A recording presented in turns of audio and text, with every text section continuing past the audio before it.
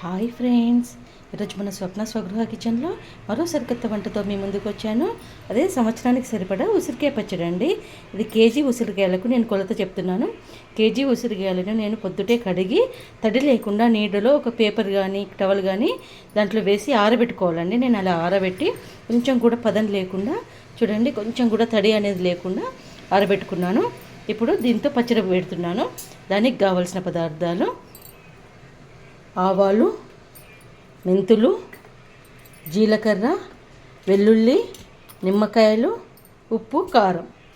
ఇప్పుడు ఎలా చేయాలో ఇప్పుడు చూపిస్తాను. ముందుగా గిన్నె పెట్టుకొని అందులో మెంతులు, జీలకర్ర వేపుకోవాలండి. ఎప్పుడు కానీ పచ్చడికి జీలకర్ర మెంతుల పొడి అనేది ఫ్రెష్గానే చేసుకోవాలి. సో ఇప్పుడు నేను జీలకర్ర మెంతులు వేపుతున్నాను. ఫస్ట్ మెంతులు వేపుకోవాలండి. జీలకర్ర తొందరగా వేగుతుంది కాబట్టి మెంతులు అనేది ఫస్ట్ వేపుకోవాలి. ఆయిల్ వేయొద్దు, దానికోసం పుట్టి గిన్నెలోనే వేపుకోవాలి. చూడండి, మెంతులు అనేవి ఇలా వేగినాక మంచి స్మెల్ వస్తాయండి. తర్వాత జీలకర్ర ఇట్లా వేసి వేగగానే వేగిపోతుంది కాబట్టి జీలకర్ర లాస్ట్కి వేసుకోవాలి. మెంతులు దూరగా వేగినాకే వేసుకోవాలి. మంచిగా కలుపుతూ వేపుకోవాలి. ఈ జీలకర్ర వేగేసిందండి మనకి వేడికి. ఇప్పుడు ఆవాలు కూడా కొంచెం వేపుకోవాలి. చూడండి, ఇలా ఆవాలు కూడా తొందరగానే వేగిపోతాయి కాబట్టి ఆవాలను కూడా లాస్ట్కి వేసుకోవాలి. చూడండి, ఇలా వేగినాక కలుపుతూ వేపుకున్నాం కదా, వేగినాక మనం మిక్సీ బౌల్లో వేసుకుందాం. తర్వాత ఇందులో ఒక పావు కేజీ దాకా ఆయిల్ వేసుకోవాలండి. ఉసిరికాయలు వేపుకోవడానికి పావు కేజీ ఆయిల్ వేసుకున్నాను. అది వేడిగా అయినాక ఉసిరికాయలు వేపుకుందాం. ఆయిల్ అనేది వేడైనాక చూడండి, ఇలా ఉసిరికాయలు వేసుకోవాలి. చూడండి, ఇట్లా తిప్పుతూ కలుపుతూ వేపుకోవాలి. బాగా ఎర్రగా వేపుకొని అవసరం లేదు. ఒక ఫోక్ తీసుకొని గుచ్చితే ఇట్లా ఈజీగా దిగిపోతున్నాయి. చూడండి, ఈ పర్సెంటేజ్లో వేగితే సరిపోతాయి. వీటిని తీసేయవచ్చు. ఇప్పుడు ఇలా తీసి వేరే బౌల్లో పెట్టుకుందాం.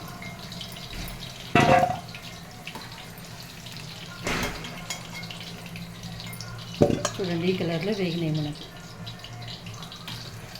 ఇలా అన్నీ వేపుకుందాం. చూడండి, ఇలా మొత్తం ఉసిరికాయలను మనం వేపి తీసుకున్నాం కదా, ఈ లాస్ట్ మొత్తం తీసేసుకొని ఉసిరికాయలు చల్లారనివ్వాలి. మొత్తం తీసేసుకొని వాటిని చల్లారనిద్దాం. ఇప్పుడు అదే నూనెలో స్టవ్ మీద మనం తాలింపు వేసేసుకుందాం పచ్చడిని. ఆవాలు,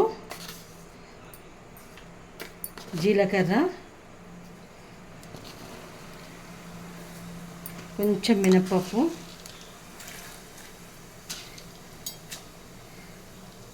మనం ఒలిచిపెట్టుకున్న వెల్లుల్లిపాయలు కొన్ని మిక్సీ పట్టుకున్నాము, కొన్ని పచ్చి ఇందులో వేస్తున్నాను, కొన్ని ఇట్లనే పచ్చి వేసేస్తాను, కొన్ని పచ్చి వేసేస్తాను. ఒక 4 ఎండుమిర్చి వేసి కొంచెం పసుపు వేసి స్టవ్ బంద్ చేసేద్దాం. ఈ నూనె మొత్తం చల్లారాలి. అటు ఉసిరికాయలు చల్లారినాక మనం కలుపుకోవాలి. పచ్చడిలో కరివేపాకు అనేది పూర్తిగా ఆప్షన్ అండి. నేను కొంచెం కరివేపాకు వేస్తున్నాను. అది స్టవ్ బంద్ చేసినాకే వేస్తున్నాను. ఆ వేడికే ఫ్రై అయిపోతుంది. ఇప్పుడు ఉసిరికాయలలోని గింజబునం ముందే ఇట్లా కట్ చేసుకొని తీసేసుకోవచ్చు. ఊరికే ఇలా అంటే వచ్చేస్తాయి. అది మన ఇష్టం అండి. తీసేసుకుంటే తీసేసుకోవచ్చు, లేకపోతే అలానే ఉంచుకోవచ్చు. చూడండి, నేను మొత్తం ఉసిరికాయలను కొన్ని వాటిని ఇట్లా కట్ చేసుకున్నాను. మొత్తం కట్ చేసుకోలేదు, కొన్ని కాయలానే ఉంచుకున్నాను. ఇలా 2 రకాలుగా తినొచ్చు అన్నట్టుగా. పిల్లలైతే పెద్ద ఉసిరికాయలు వేస్తే పడేస్తారు అన్నట్టుగా చిన్న ముక్కలుగా కట్ చేసుకున్నాను. సో ఇప్పుడు మనం ఇందులో నూనె కూడా చల్లారింది కాబట్టి మిగతా మసాలాలన్నీ కలుపుకుందాం. ఉంచుకున్న పచ్చి ఎల్లిపాయలండి. ఇది పచ్చి వెల్లిపాయ ముద్ద అండి. ఒక 5-6 ఎల్లిగడ్డలు తీసి మిక్సీ పట్టేసుకున్నాం. తర్వాత మనం ఫస్ట్ వేపి పెట్టుకున్న జీలకర్ర, మెంతులు, ఆవాలు పౌడర్ అన్నీ కలిపి ఒకటేసారి మిక్సీ పట్టేసుకున్నాం. తర్వాత కారం, ఈ చిన్న గ్లాస్ కారం అండి. ఇది ఉప్పు ఇంత. ఇది ఒక 4 నిమ్మకాయలు పిండితే రసం ఇంత వచ్చింది. ఇది 4 నిమ్మకాయల రసం అండి. ఇవి ఇలా కలుపుకున్నాక మనం చల్లారి పెట్టుకున్నాం కదా నూనె, ఇది వేసేసుకోవాలి మొత్తం.